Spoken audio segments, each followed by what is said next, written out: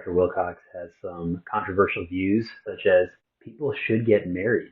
Why should people get married? Well, I mean, I want to be clear, Johan, not everyone can or should get married, but I think what we've seen in the last really half century is that we've gone from a situation where, about, almost 90%, depending upon the decade, of Americans would marry at some point over the course of their lives, to a point where we're estimating that probably only about 66%, give or take, will get married. And we're seeing also a kind of a trajectory where about only 1 in 2 adults are currently married. And that's well below where we were, again, 50 years ago. And so my basic idea is that more Americans should be thinking about and kind of planning for, if they're, currently single, kind of making moves to get married, recognizing that for most of us, marriage is the best path to kind of orient our adult lives. Why? Because we are social animals, as Aristotle observed obviously many years ago, and marriage gives us an opportunity both to be cared for by someone else, but also to care for someone else. It's the best way to kind of ground and guide a family. And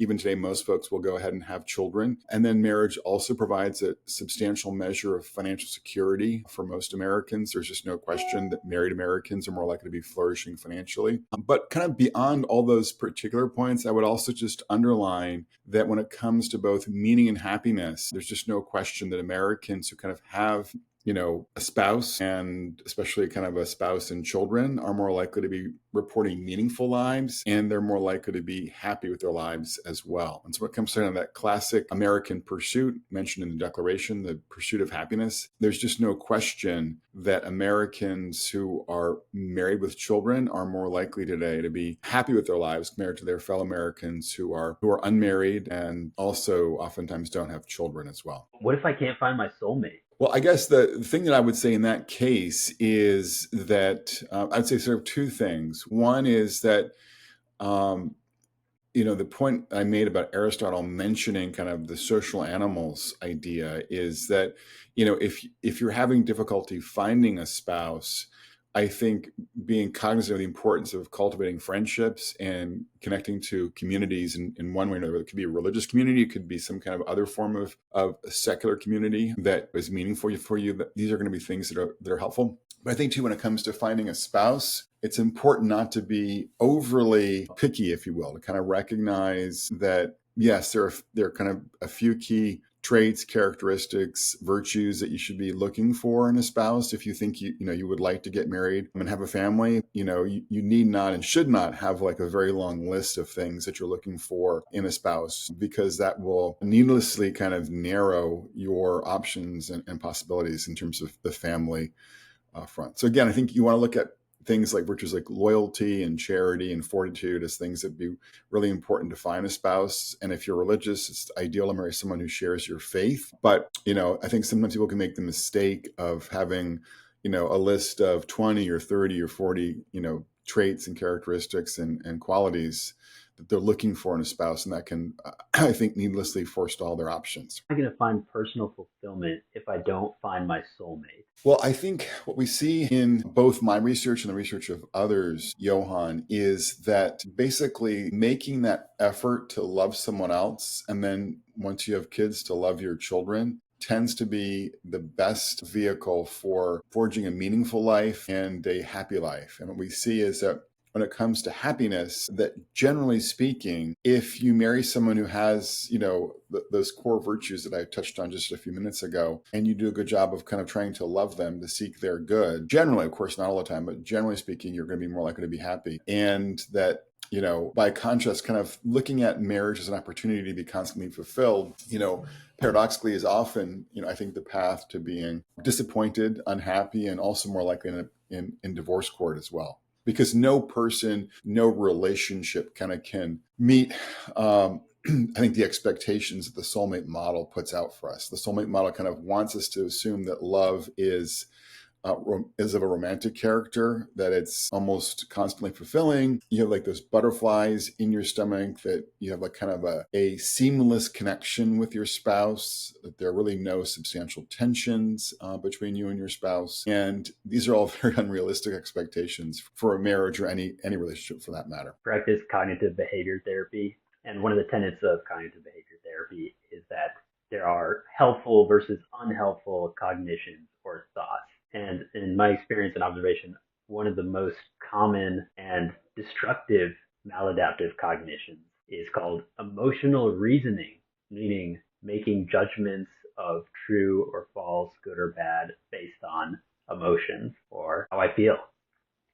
And I wonder if in the area of marriage, the romanticization of marriage and this concept of the soulmate is actually just a kind of form of emotional reasoning that I make a judgment of who I will commit myself to in marriage just based on how I feel about that person. And probably particularly prevalent for women would be my guess. Any thoughts on that? Yeah, I mean, I do think that if you're looking for your marriage to foster a sense of fulfillment, if you're looking for your spouse to kind of always be in touch with your emotional state, rather than seeing your marriage as an opportunity to serve your spouse and your family and kind of foster their good and the good of any kids that you have, that's more likely to get you into trouble and to have you spend too much time in your own head and not enough time in kind of just focusing on some clear and constructive goals for your spouse and your family and your marriage as a whole. So that seems like what you're saying makes sense. But I haven't, I'm not a psychologist, I'm not a psychiatrist. I haven't kind of, examined that particular literature, but certainly what you're saying seems constant with what I've observed in terms of looking at large survey data and talking to married couples about the character and quality of their marriage. I'm glad that you're doing your research and spreading this message to a wide population. I live in kind of a hipster neighborhood where the highest aspiration is to have a townhome, 2 dogs, and a subscription to Orange Theory. These people, they get married, they don't have kids. They get married older, like quite old, like beyond the point where fertility is common. That aside, I'm more interested in encouraging young Catholic couples, Christian couples to get married. And these are also the ones I'm most concerned about because I go to these I speak at Catholic young adult events, and these people are no longer young. And I find it very concerning and frankly depressing. So how can we encourage these couples to get married younger, and why don't they? What is holding them back? So I've talked about a Midas mindset in my work, and it's kind of this idea that people think that the primary purpose in life is to, acquire money, to get that top flight education, to build your own brand, and to kind of have the best possible job that you could ever have. And so I think with this kind of Midas mindset, there's a kind of implicit focus on things that give you high status and that also kind of tie you to the work world in some important way. And we've seen this kind of also play out in a lot of polling recently from Pew, where people are kind of predicting that their work is more likely to be the basis for their own fulfillment than a marriage and family life. What we know is that there is really no question that marriage is a better predictor of happiness than employment and money and education, and that nothing predicts for the ordinary person their happiness like a good marriage. We also know, too, that married moms and married dads are happier than their married peers who are childless and their peers who are not married as well. So I think trying to help people understand the ways in which kind of getting married and having a family is the best path to forging a meaningful and happy life is part of the challenge with today's young adults, including Catholic and Christian young adults, and having them kind of really prioritize dating with an eye towards marriage more than focusing on the next step in their education or in their career, which a lot of 20-somethings end up doing. And then also just to have them understand, too, that we're projecting, as I mentioned before, a record share of young adults will never marry today, about 1/3. And because of this kind of new demographic reality that people are facing, adults are facing, I think postponing kind of the search for marriage, the search for a spouse in today's context is imprudent. So for your young adults, that you're speaking with, if they're in college or in their early 20s, I would definitely encourage them to be much more intentional about trying to find a spouse through their church, through volunteering activities, through their friends, through their family. I also hear too, nowadays, a lot of folks end up meeting someone at a wedding party where they're getting together with, a friend who's getting married, and then through that kind of loose network, find someone who's kind of roughly on the same page with them and, in terms of values and faith and whatnot. And that becomes the beginning of a romantic and then marital relationship. Let me spout off my opinion, and you can tell me whether it's supported by research.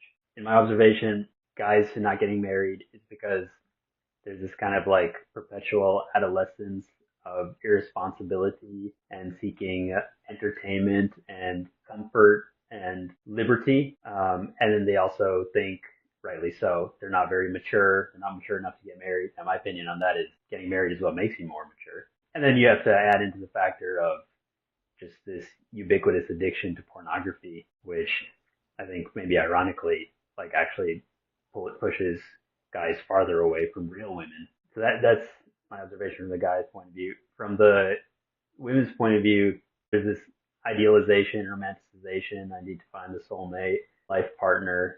And then also it's very hard for women to detach themselves from their career and education. And I don't think they understand that they're not going to find fulfillment in that, or at least not as much fulfillment as in marriage and child rearing. What would the research say about those two perspectives? Yeah, I certainly think that's true. I talk about a kind of male malaise in my work, and I think it does it relates to a couple of factors. I talk about the failures of big education, the way in which our schools have really not served, our boys well right from the get-go in terms of the kinds of books they're assigned, the kinds of classrooms that are set up, the lack of recess, for earlier ages, the way in which the format and the ethos tends to seem to favor the performance and success of girls rather than boys. That then leads into young men not attending and graduating from college or not getting a good trade skill that, would be the basis for a decent job down the road. So I think big education has a hand in this. I think big business / big tech, obviously Microsoft is the owner, for instance, of one of the biggest gaming platforms, the Xbox, and other big tech companies too are kind of making a lot of money by, encouraging our teenage boys and young men to spend, too much time gaming. I think pornography also, it's both a kind of distraction, and it also kind of allows young men not to be brave, not to risk, when it comes to asking someone out on a date and sort of seeking a real relationship headed towards marriage. And then, of course, once you are married, we do know that, that men who use pornography, a lot are more likely to struggle, and their wives as well in marriage. So I think pornography is also kind of part of the problem. And then there's two kind of particularly for less educated, lower income men, there's a big government problem, which is that, there are a number of programs, SSDI, for instance, that, young men can kind of move on to get support financially from the government, but then it becomes difficult for them to kind of move off of that, and establish themselves, financially. Why is that? I've never heard of that. Social Security Disability Insurance, SSDI, yes. Problems of one sort or another, and then they'll qualify for SSDI, and they'll be getting money from the government, in connection with that. But then there's less incentive to get a real job. And it also becomes, if their income goes above a certain threshold, they can lose their SSDI. So there are a number of different factors like the ones you've touched on that I think are creating a lot of young men who are not really sufficiently mature to date successfully. They're not as appealing to ordinary women because of the fact that they haven't, really prospered along a variety of dimensions. I do think too that, and then some more talented young men as well, though, I think, again, have this Midas mindset where they think the most important thing is their education and work, and they don't pay much attention to dating. Or if they, get married, they're not as attentive as they could and should be to their spouse and children. So that's part of a problem for men too. But then for the women, I think that's, it's correct that a lot of women kind of, partly because they feel like their prospects for maybe family life are not what they would like them to be. They throw themselves into their work and their education in ways that only further kind of diminish their capacity and their ability to find someone who'd be good to date and good to marry and good to have children with. And so, we are also at a record place when it comes to fertility. We're basically estimating that about 1 in 4 young adults will never have children. Our fertility rate in the U.S. is at a record low, 1.6 babies per woman on average. And that's partly because some women have been focusing more on, again, this kind of Midas mindset, this kind of career and education, than on love, marriage, and family life. And I think, given that married moms are happier than other types of women. They're going to be, in for some, well, they're not kind of recognizing or appreciating that they would be more likely to flourish if they invested more in family and less in career. Of course, again, that's predicated on finding a good guy, which is challenging in this new world we're living in. Yeah, because I suppose on the other extreme, is there how realistic is the danger of rushing into marriage and then leading to an increase in divorce? I suppose that's the Yeah, so I think the way I think about this is it's a kind of in terms of timing, it's a two-part point I would make. One is that you don't want to wait until you're 28, or 30 to look around and try to find someone to marry. It's kind of and I think that's the mistake that a lot of the students that I deal with at UVA are kind of inclined to make, because their parents and their ambient culture and their peers are kind of encouraging them to postpone marriage and family life until, they're around 30. I think that's not prudent, given the fact, especially that, we're seeing marriage and fertility rates fall pretty dramatically. So you don't want to be kind of caught without any good marital options, or caught without the ability to have kids in your 30s or late 30s or whatnot, or 40s. At the same time, what I would also say is that when you meet someone, taking the time to get to know them before becoming too emotionally or physically attached to them is very prudent. So you want to make sure that there's a foundation of friendship that, is going to sustain you over the long term. And ideally, you should have a fairly common orientation towards things like faith and life. You've talked through kind of some of the challenges of juggling work and family, and I've been married 29 years. This is a constant conversation with my wife about work and family and our kids, but that just to kind of have, some key values and common understandings, before you get serious about marriage. So I think it's in some ways all the more reason to kind of think about getting serious in your early 20s, because it kind of gives you an opportunity to figure out if there's, a person in your life who shares enough with you that would make them a good spouse, for. is too old to get married. I'm not saying it's too. I'm just saying, and obviously I think, we all know people who are in their late 20s and early 30s who would make excellent spouses, or in their 30s, and have been looking to get married and haven't yet found someone. So I'm not saying it's too late. I'm just saying that, given all the challenges that young adults face today when it comes to marriage, if you're talking to someone who's 20 or 22 or 24, and it's kind of you, they should wait until they're about 30 to get serious about dating with an eye towards marriage, I would say no. Now is a great time to look around. Now is a great time to think seriously about your boyfriend or girlfriend that you're currently dating. If they have, the traits that would make them a good husband or good wife, get serious about the relationship and move forward on engagement. But, at the same time, if I'm talking to a 20-year-old, I wouldn't tell them to get, married in 3 months. I think it's just important for them to take their individual relationship somewhat slowly to make sure that there's enough in common to form the basis for a good marriage, but not to have them think that they need to wait until they're 28, 29, or 30 to put a ring on it. What do you think of the idea that it's unrealistic to expect your spouse to understand you because of the great difference between men and women? And rather than understanding, we should be striving for and expecting appreciation. Well, I certainly think that one challenge facing young adults today is they don't always appreciate how much women and men are different, oftentimes in some important respects, in terms of their psychology, their ambitions, their aims, what makes them feel secure in a relationship. I can remember early on in my marriage, for instance, my wife was kind of quizzical about how I would kind of shut down,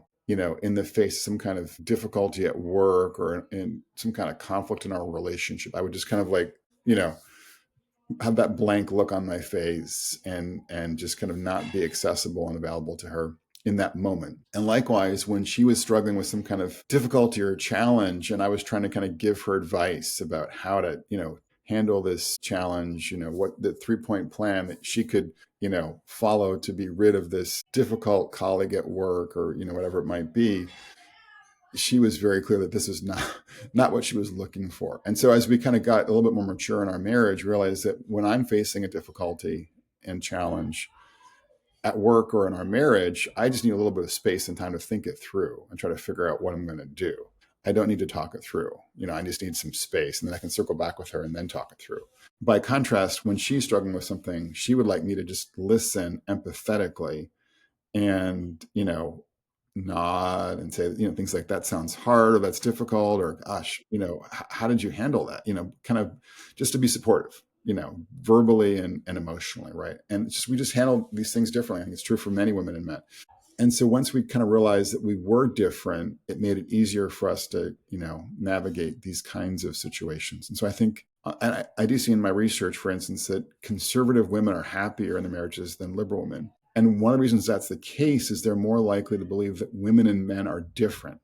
So once you control for that factor in the models, you find that some of that gap between conservative and liberal women's happiness is bridged. So again, the point I'm making here simply is that understanding and appreciating that women and men in many ways have some differences that, affect them and their relationships will help prepare you for navigating marriage more successfully than thinking that there are no differences. And yeah, just trying to appreciate those differences, and then also appreciate the distinctive gifts that each spouse brings both to the marriage and the family is super helpful, rather than thinking that everything is going to be done on an equal basis and that you all are bringing kind of the same basic perspective and gifts to the marriage. So yeah, I would agree with the premise of your question. I always thought that men and women were different.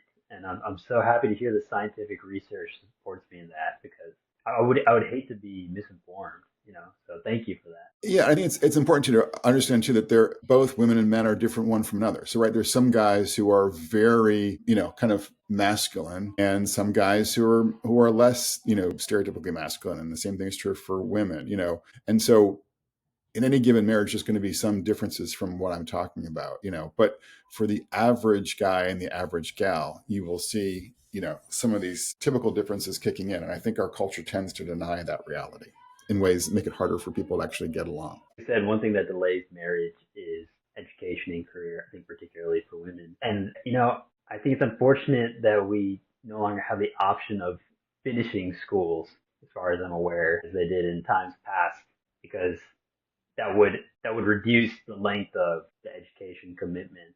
Now, part of me thinks that when you have these liberal arts schools like University of Dallas, I went to Ave Maria, small Catholic liberal arts schools, they can basically function as finishing schools for women. You're studying humanities, which is not going to set you up for a particular or a technical career in most cases. And you're in an environment where you can meet a good spouse and even get married very young, which is a beautiful thing. Any comments on that, finishing schools, or like picking a university even on the basis of finding a spouse? Yeah, I guess I would say it would be helpful probably for both, parents to do more to kind of give their own children a sense of some basic manners, that would help them navigate things like professional meetings, dinners, lunches, as well as dates out, looking to find a boyfriend or girlfriend. So in that sense, we could do more to kind of finish our young adults successfully.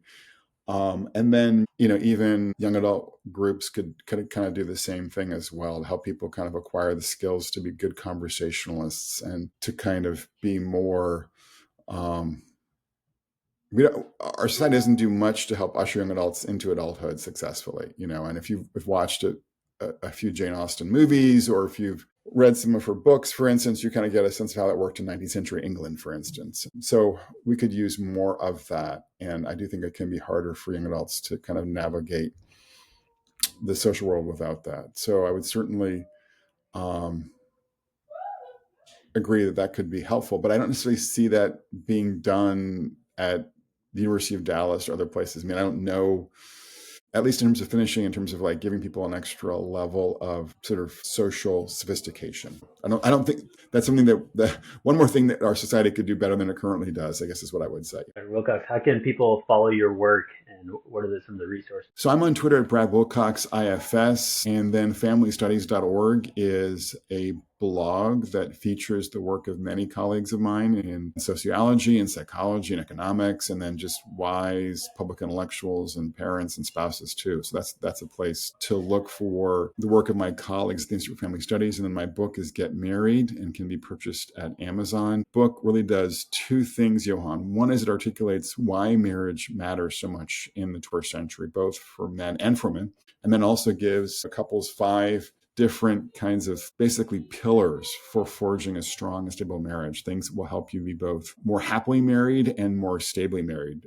Generally speaking, I talk about the importance of things like commitment, protection, providership, shared church going. These are all things that kind of get discussed in my book, Get Married. So if people are looking for reasons both to get married in the first place, and they're also looking for guidance about how to stay married in the second place, that book is a good place to go. Get married. Thank you, Dr. Wilcox. Thank you, Dr. D'Souza.